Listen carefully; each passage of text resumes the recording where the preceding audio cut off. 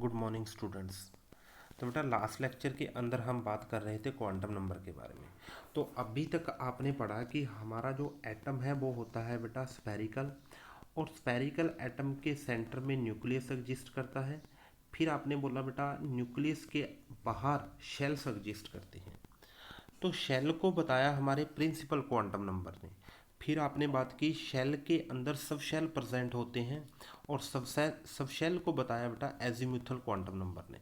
और थर्ड हमने बात की कि उन्हीं सब शेल्स के अंदर ऑर्बिटल्स एग्जिस्ट करते हैं। और बेटा ऑर्बिटल्स को आपने क्लियर किया मैग्नेटिक क्वांटम नंबर के बारे में। तो अभी तक यहाँ तक हम पूरी की पूरी बात को क्लियर कर चुके हैं। तो बेटा अब आपके माइंड के अंदर ये बात बिल्कुल क्लियर हो जानी चाहिए कि अब जो ये ऑर्बिटल्स होते हैं, अब इन ऑर्बिटल्स के अंदर इलेक्ट्रॉन एग्जिस्ट करते हैं। ओके, तो अब हम जो फोर्थ क्वांटम नंबर करने जा रहे हैं that is the spin quantum number. Okay, और स्पिन क्वांटम नंबर यही बात करेगा कि किसी भी एक पर्टिकुलर ऑर्बिटल्स के अंदर बेटा मैक्सिमम टू इलेक्ट्रॉन एग्जिस्ट करेंगे। एक बात तो आपने यही बात ध्यान रखनी है कि किसी भी एक पर्टिकुलर ऑर्बिटल के अंदर हमेशा दो इलेक्ट्रॉन एग्जिस्ट करेंगे। ओके, इसको बेटा हम बाद में भी बहुत अच्छे से डिटेल में बात करेंगे, बट अभी तक आपने ये बात ध्यान में रखनी है कि किसी एक पर्टिकुलर ऑर्बिटल के अंदर मैक्सिमम टू इलेक्ट्रॉन एग्जिस्ट करेंगे।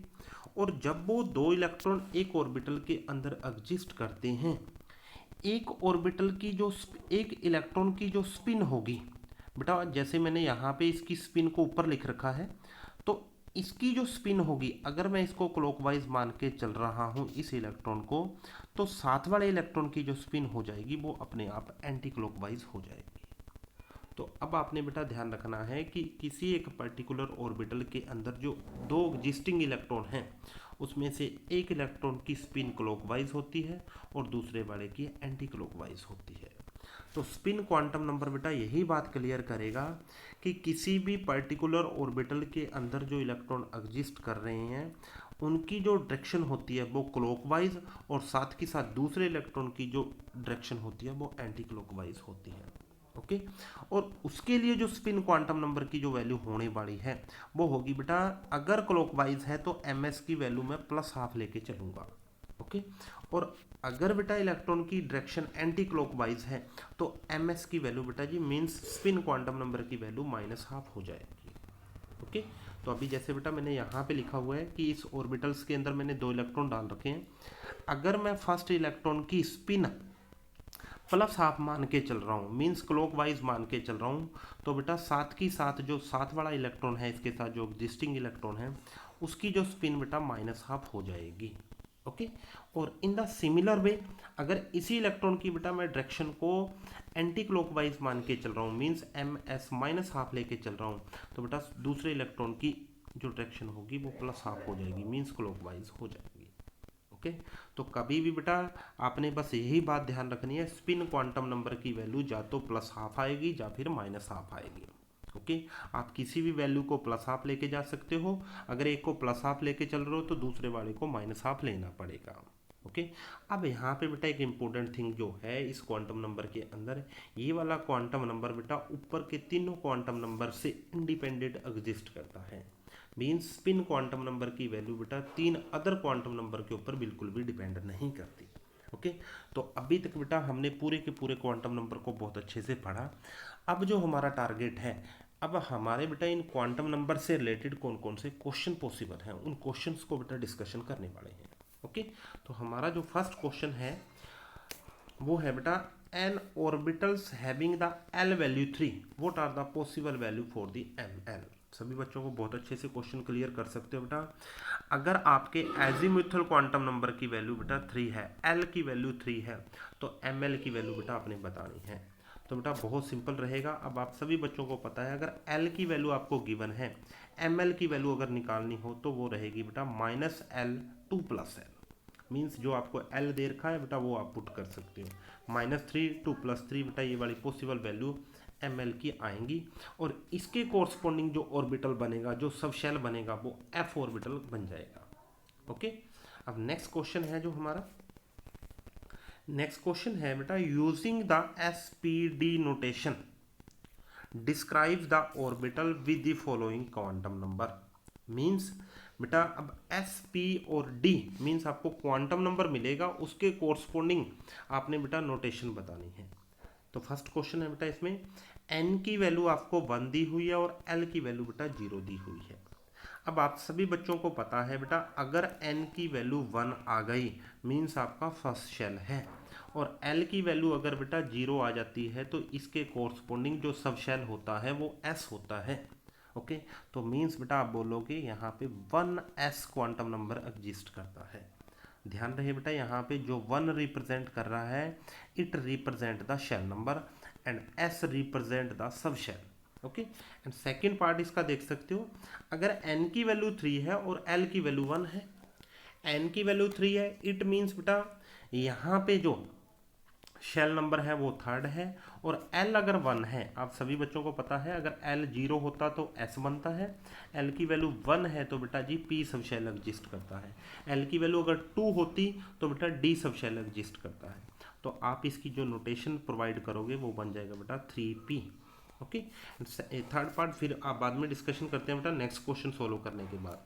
ओके, अब नेक्स्ट क्वेश्चन देखिए बेटा, नेक्स्ट क्वेश्चन है explain giving reason which of the following quantum number are not possible.